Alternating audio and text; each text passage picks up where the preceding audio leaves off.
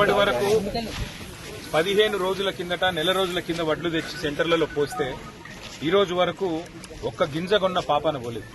ఇక్కడికి వస్తుంటే నేను మా రైతు సోదరులతోని కొంతమంది మా నాయకులతో మాట్లాడుతుంటే వాళ్ళు చెప్పింది ఏమంటే ఈ రోజు వరకు ఏ ఒక్క ఐకేపీ సెంటర్ కూడా ఏ ఒక్క కొనుగోలు కేంద్రానికి కూడా రైస్ మిల్ అలాట్మెంట్ చేయలేదు. ఈ రైస్ మిల్ అలాట్ చేయకపోతే ఎవరు జోక్తారు, ఎవరు కొంటారు, తీసుకుపోయి ఎక్కడ మరి వాటిని దించుతారు? ఇవన్నీ కూడా ప్రభుత్వానికి తెలియదని కాదు. కానీ వాళ్ళ భయం ఏంటంటే వడ్లు కొంటే బోనస్ ఇవ్వాలి, వడ్లు కొంటే మద్దతు ధర ఇవ్వాలి, 2300 ఇవ్వాలి, వడ్లు కొంటే మళ్ళీ 500 బోనస్ ఇవ్వాలి.